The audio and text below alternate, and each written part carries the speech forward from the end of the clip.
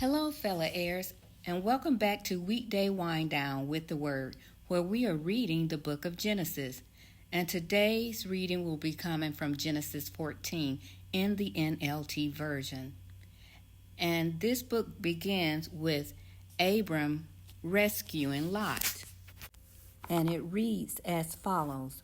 About this time, war broke out in the region. King Amraphel of Babylonia, King Arioch of Elashur, King Chedorlaomer of Elam, and King Tidal of Goim fought against King Bera of Sodom, King Bersha of Gomorrah, King Shinab of Admah, King Shemeber of Zeboim, and King Bela, also called Zoar. The second group of kings joined forces in Siddim Valley, that is, the Valley of the Dead Sea. For 12 years they had been subject to King Chedorlaomer, but in the 13th year they rebelled against him. 1 year later, Chedorlaomer and his allies arrived and defeated the Rephaites at Ashtaroth, Karnaim, the Zuzites at Ham, the Emites at Sheva Kiriathaim, and the Horites at Mount Seir, as far as El Paran at the edge of the wilderness. Then they turned back and came to En-Mishpat, now called Kadesh, and conquered all the territories of the Amalekites and also the Amorites living in Hazazon Tamar. Then the rebel kings of Sodom, Gomorrah, Admah, Zeboim, and Bela, also called Zoar, prepared for battle in the valley of the Red Sea.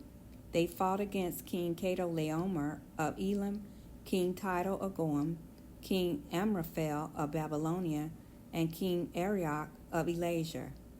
4 kings against 5. As it happened, the valley of the Dead Sea was filled with tar pits, and as the army of the king of Sodom and Gomorrah fled, some fell into the tar pits, while the rest escaped into the mountains. The victorious invaders then plundered Sodom and Gomorrah and headed for home, taking with them all the spoils of war and the food supplies. They also captured Lot, Abram's nephew, who lived in Sodom, and carried off everything he owned.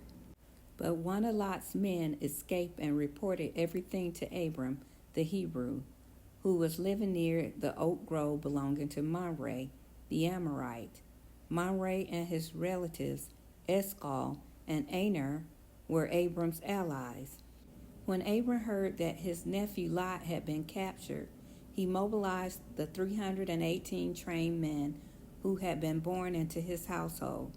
Then he pursued Chedorlaomer's army until he caught up with them at Dan. There he divided his men and attacked during the night. Chedorlaomer's army fled, but Abram chased them as far as Hobah, north of Damascus. Abram rescued all the goods that had been taken, and he brought back his nephew Lot with his possession and all the women and other captives. Melchizedek blesses Abram. After Abram returned from his victory over Chedorlaomer and his allies, the king of Sodom went out to meet him in the valley of Sheva, that is, the king's valley. And Melchizedek, the king of Salem, and the priest of God Most High brought Abram some bread and wine. Melchizedek blessed Abram with this blessing. Blessed be Abram by God Most High, creator of heaven and earth, and blessed be God Most High, who has defeated your enemies for you. Then Abram gave Melchizedek a tenth of all the goods he had recovered. The king of Sodom said to Abram, "Give back my people who were captured, but you may keep for yourself all the goods you have recovered."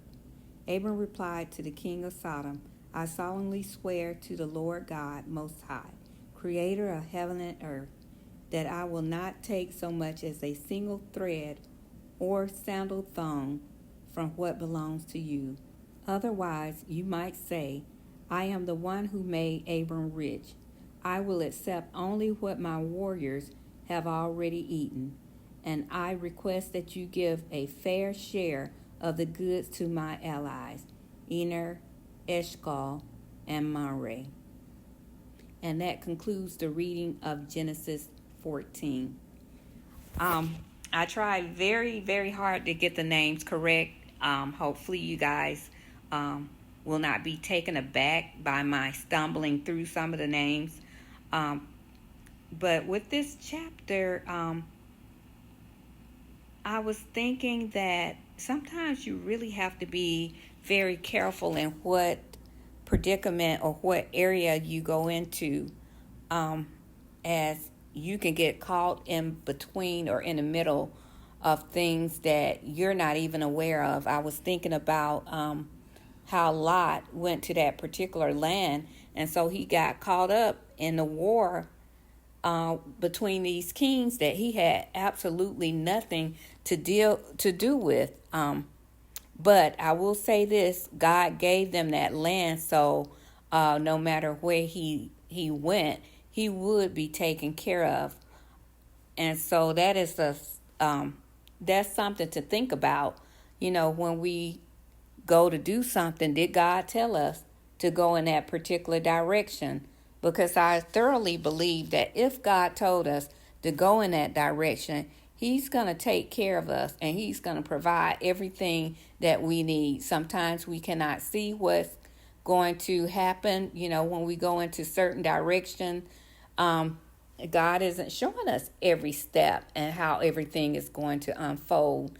But however it unfolds, if you are being obedient to him, just like they left home and they went to the land God instructed them to go to, he is taking care of everything. Now, once I was thinking about once Abraham found out that his nephew had been captured, he immediately rallied with allies. And that's another thing. He had came to this land where he knew no one, away from his family, and he had gained allies. And to me, that is a blessing of the Lord, for him to come to this land and get these allies that were willing to go into battle with him to bring back his nephew. And so I thought about that as I was reading this, and I also thought about him wanting to make sure that God got the glory in the end. So he was saying, look, King, I don't want to take any more than what my men needed to eat, blah, blah, blah, because I want God to get the glory from this. To me, that's what it was saying. I want God to get the glory, about all that I own. I want God to get the glory. I don't want you to get the glory because you have given me all these things. I want people to know that God blessed me in this way. And so maybe that'll encourage other people to serve God so that they can get the blessings of God, which is compared to no other blessings. So with that being said, I'm going to end it right here. You guys let me know how I did with those names. Also, let me know what you thought about this chapter. Can you relate it to your life in some way? Or is there anything that's going on, happening in the world today that you can relate it to? Put it in the comments below. I would love to hear from you. So with that being said, I'm going to end it right here. Thank you so much for listening to Weekday Wind Down with the Word, and have a blessed day. Bye.